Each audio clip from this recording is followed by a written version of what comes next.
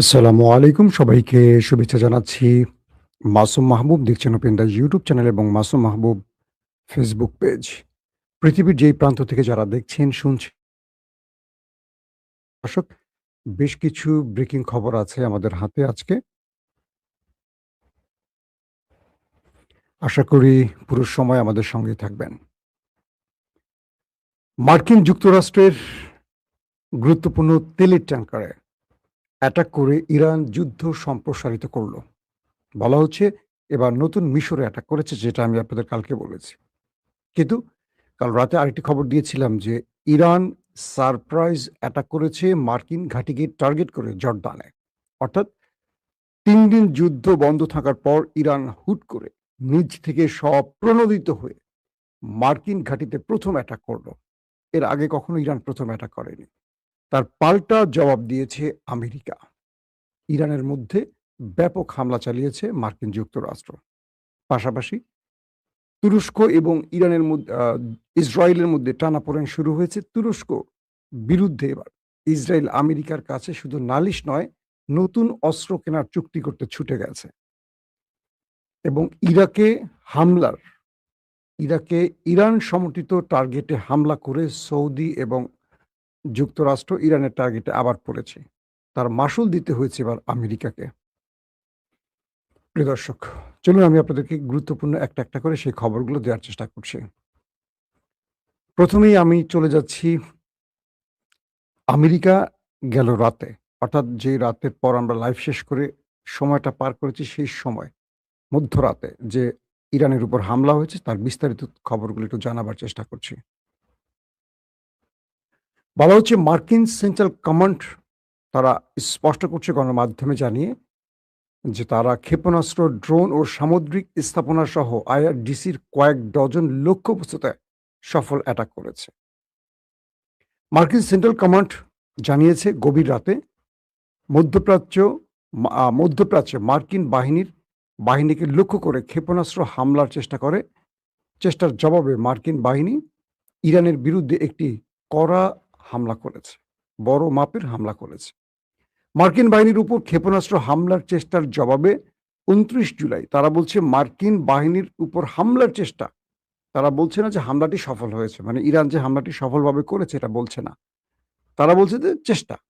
তার মানে তারা বোঝাচ্ছে ইরানের হামলাটা সফল হয় না। এটা হলো তাদের কৌশল। তারা বলছে ২৯ জুলাই রাত ১০ টায় মার্কিন সেন্ট্রাল কমান্ড ইরানের বিরুদ্ধে একটি ব্যাপক হামলা শেষ করেছে, সম্পন্ন করেছে। সেনকম একটি বিবৃতিতে পুরো স্পষ্ট সেটার ব্যাখ্যা দিয়েছে। মার্কিন বাহিনী ইরানের ইসলামিক রেভলিউশনারি গার্ড কোর আইআরজিসির সামরিক কমান্ড কেন্দ্র, ক্ষেপণাস্ত্র ও ড্রোন স্থাপনা, উপকূলীয় নজরদারি ও প্রতিরক্ষা কেন্দ্র এবং সামুদ্রিক সক্ষমতা সহ কয়েক ডজন লক্ষ্যবস্তুতে হামলা করেছে।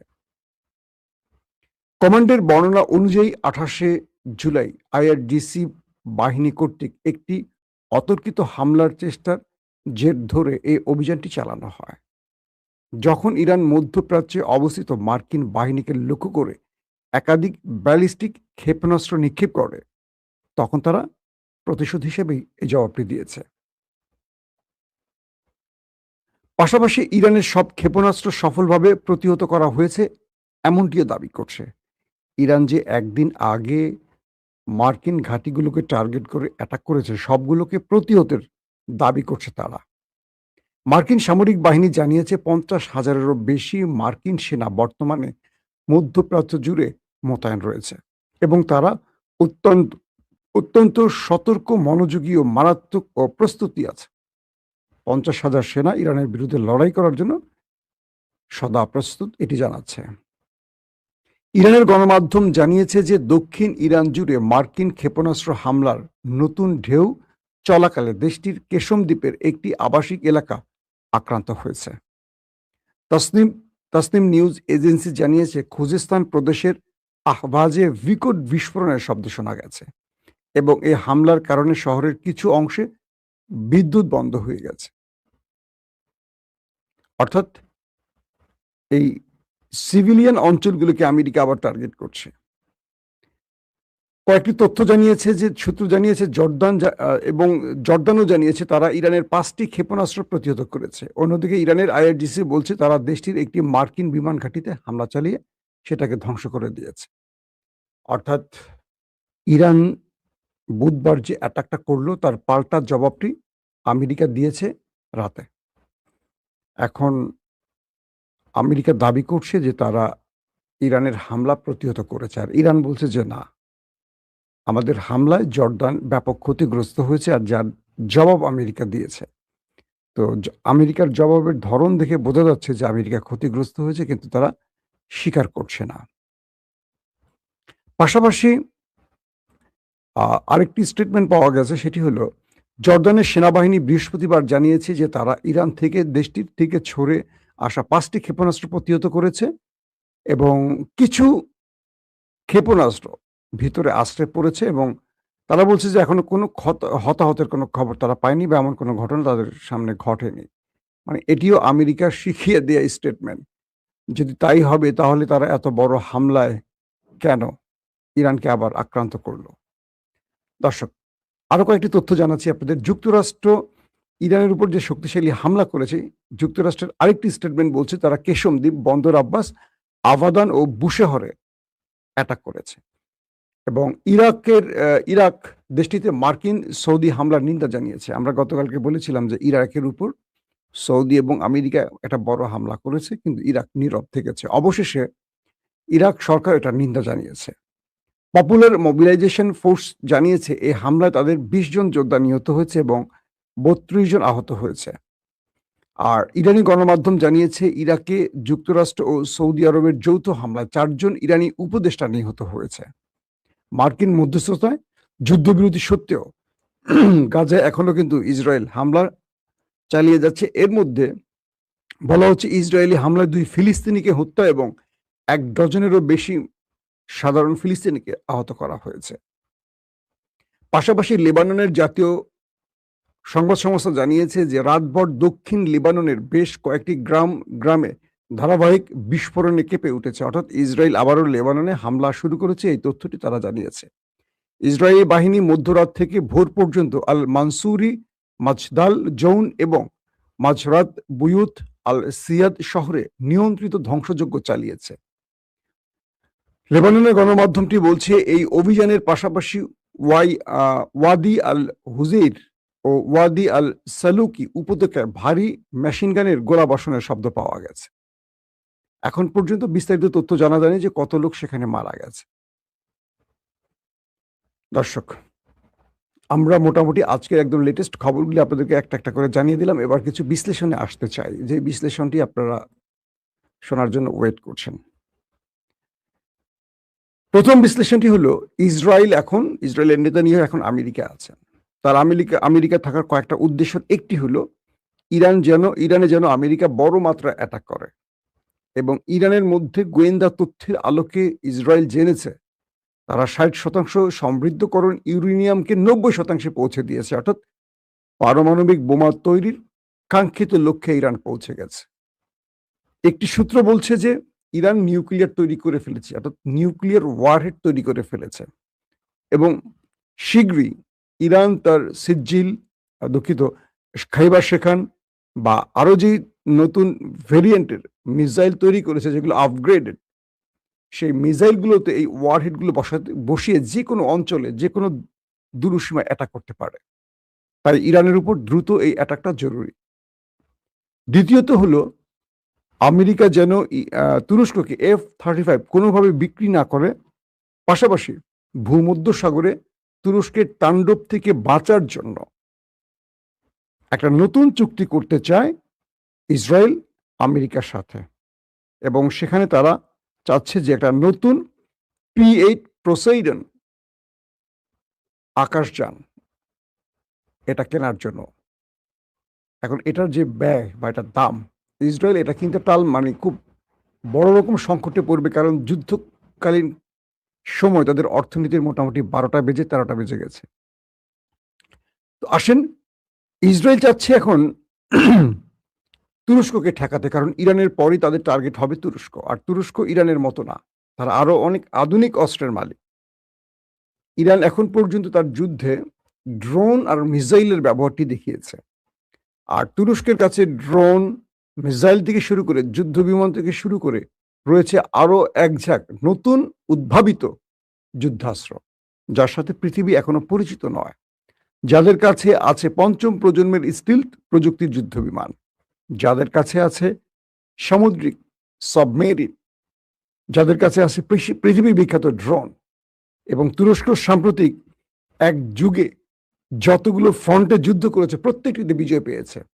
পৃথিবীর আর একটি দেশে সবগুলো ফ্রন্টে বিজয় পায়নি, না আমেরিকা, না ইসরায়েল, না ইরান, না কি বলবো রাশিয়া সহ অন্য দেশ, কিন্তু তুরস্ক তার প্রতিটি ফ্রন্টে বিজয় পেয়েছে। তো এখানে ইসরায়েল চাইছে যে কোনোভাবে মার্কিন যুক্তরাষ্ট্রের তৈরি P-8 পোসাইডন সামুদ্রিক টহল ও সাবমেরিন বিধ্বংসী এই যানটি কিনতে, আকাশযান বলে এটাকে। তারা বলছে যে তুরস্ক ভূমধ্যসাগর থেকে তার সাবমেরিন ব্যবহার করে ইসরায়েলকে ধ্বংস করতে পারবে খুব সহজে। আর তুরস্ক এই যুদ্ধটা আকাশে করবে, স্থলের চেয়ে সমুদ্রে বেশি টার্গেট করবে, অর্থাৎ আকাশ আর জল, পানিপথ। এটা তুরস্কের জন্য খুব সহজ হবে। তাহলে তুরস্কের এই সাবমেরিনকে ধ্বংস করতে হলে তাদের আকাশ টহলযান বৃদ্ধি করতে হবে, এবং আকাশ থেকে আক্রমণের সক্ষমতা বাড়াতে হলে তাদেরকে P-8 পোসাইডন এই কি বলে সামুদ্রিক টহল ও সাবমেরিন বিধ্বংসী আকাশযানটি খুব জরুরি। এটার একটির দাম প্রায় $3.5 কোটি। তাহলে এবার হিসাব করেন যে কত টাকার এটার মূল্য হতে পারে, $3.5 কোটি।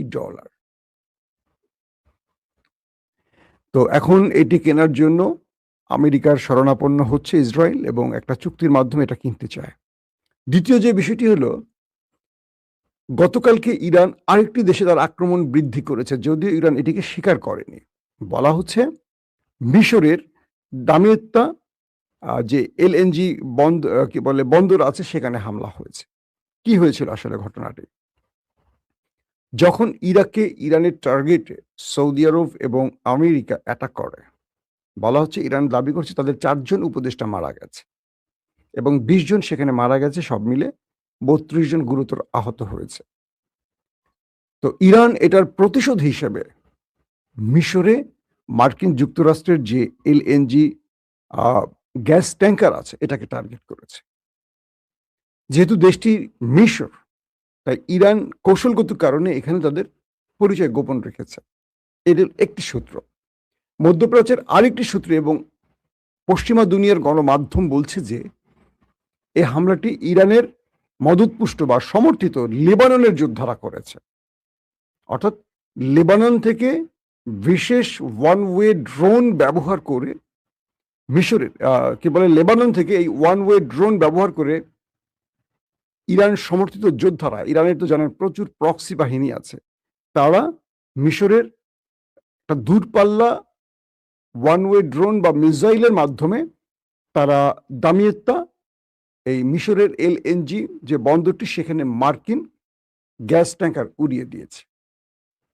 এবং আমেরিকা এই আক্রমণের পর এটুকু বুঝতে পেরেছে যে এই অঞ্চলে ইরানের হাতে তারা নিরাপদ নয়, কারণ সিরিয়া তো ইরানের আক্রমণ হয়ে গেছে। যে সিরিয়াতে আক্রমণের কথা ছিল না বলে আমেরিকা সেখানে গোপনে আশ্রয় নিয়েছিল। তাদের সেন্টকমের উপরস্থ অফিসাররা, যুদ্ধের যে বড় বড় কর্মকৌশল ঠিক করা জেনারেলরা, তারা সিরিয়াতে বসে অনেক প্ল্যান করছিল, সেইখানেও পর্যন্ত ইরান হিট করেছে। এবার ইরানের আক্রমণটি মিশরে চলে আসা, তারা ঘাবড়ে গেছে যে তাদেরকেও আর বোধহয় ছাড় দেবে না, কারণ মিশরের হামলাটি ইরানের খুব কৌশলগত একটি টার্গেট। এবার মিশরের থাকা আমেরিকা প্রতিনিয়ত টেনশনে থাকবে, এবং আমেরিকাকে ইরান বোঝাচ্ছে যে তুমি পৃথিবীর যেই প্রান্তে আছো আমি আছি। পাশাপাশি মিশরের এই ডিস্টেন্স, যেটাকে দূরপাল্লার আমরা বলি, এই অ্যাটাকটি দিয়ে ইরান বুঝিয়েছে তাদের ঘরে এরকম ডিস্টেন্সের বা দূরপাল্লার আরো ক্ষেপণাস্ত্র আছে বা আরো লং ক্ষেপণাস্ত্র আছে, যেগুলো তারা টার্গেট মতো ব্যবহার করবে, সময় মতো ব্যবহার করবে। এদিকে ইরানের সময়সীমা প্রায় চূড়ান্ত, যে কোনো সময় ইউক্রেনে ইরান হামলা করবে, কারণ ইরানের একটি জাহাজে ইউক্রেন হামলা করেছে, এবং ইরান যখন ইউক্রেনকে ডেকে এনেছে তাদের অ্যাম্বাসেডরকে, তিনি এটার জন্য দুঃখ প্রকাশ করেছেন। শোনা গেছে কাল রাতে ইউক্রেন তার পররাষ্ট্রমন্ত্রী আব্বাস আরাকচি ইরানের পররাষ্ট্রমন্ত্রীকে ফোন দিয়ে দয়া ভিক্ষা চেয়েছে। তারা বলছে যে, আমাদের ভুল হয়েছে জনাব। আমরা রাশিয়ার ফাঁদে পা দিয়েছি। আমাদেরকে এ যাত্রায় ক্ষমা করুন।" আর ইরানের পররাষ্ট্রমন্ত্রী বলছে যে, "তোমরা আমাদের জাহাজে হামলা করে যে ক্ষতি করেছো তার ক্ষতিপূরণ দাও দ্রুত, বাঁচতে হলে। নতুবা আমাদের টার্গেট লকড। যেকোনো সময় সুইচ টিপব, তোমার গুরুত্বপূর্ণ কিছু একটা উড়ে যাবে। যেটা তুমি আমার ধ্বংস করছো তার চেয়ে ৪ গুণ মূল্যের কিছু আমি ধ্বংস করে দেব।" তো এই পরিস্থিতিতে এখন ইউক্রেনের পররাষ্ট্রমন্ত্রী ইরানের পররাষ্ট্রমন্ত্রীর কাছে ফোন করে এখন দয়া ভিক্ষা চাচ্ছে যে, "আমাদেরকে অ্যাটাক করো না, আমরা ভুল করছি। আমাদের ভুলের মাসুল হিসেবে আমরা কি করতে পারি?" আর ইরান বলছে, "আমাদেরকে ক্ষতিপূরণ দাও।" যদি ক্ষতিপূরণ ইরান পেয়ে যায়, সেক্ষেত্রে অ্যাটাকটি হয়তোবা করবে না। কারণ ইরান আরেকটা ফ্রন্টে এখন যুদ্ধ ছড়াতে চাচ্ছে না। আমেরিকাকে আগে শায়েস্তা করে কন্ট্রোলে আনুক। আর যদি তারা কোনো ক্ষতিপূরণ না দেয়, সেক্ষেত্রে ইরান যেকোনো সময় শুনবেন যে অ্যাটাক করে বসছে ইউক্রেনে। প্রিয় দর্শক, আজকের মতো শেষ করছি। ইনশাআল্লাহ আজকে আবারও চেষ্টা করব বিকেল বা সন্ধ্যায় আরেকবার লাইভে আসতে। আর মধ্যরাতে থাকি আপনাদের সাথে প্রতিদিন। আল্লাহ সুস্থ রাখলে, ভালো রাখলে আপনাদেরকে এবং আমাকে আবারও দেখা হবে। সে পর্যন্ত প্রত্যেকে ভালো থাকবেন। আল্লাহ হাফেজ।